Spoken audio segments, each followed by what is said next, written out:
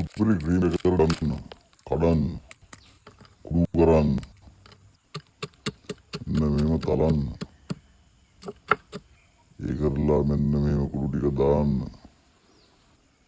දාලා කිරි ටෝපියක් ගන්න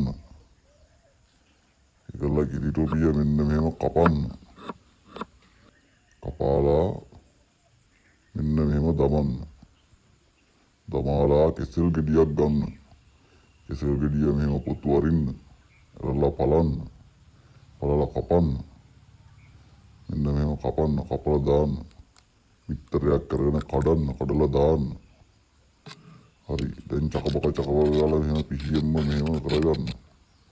ඒකලා ඒක පෑන් එකක් තියලා ඒකට කෙල් කුලයක් දාලා මෙහෙම දාගන්න චුට්ට ලස්සනට හදන්න තව කෙල් කුලයක් උඩින් වහන්න ඒකලා මෙන්න මෙහෙම පෝරණයක් ඇතුළට දාලා මොහොම දාලා මෙන්න මෙහෙම වහලා ටිකක් වෙලා තියන්න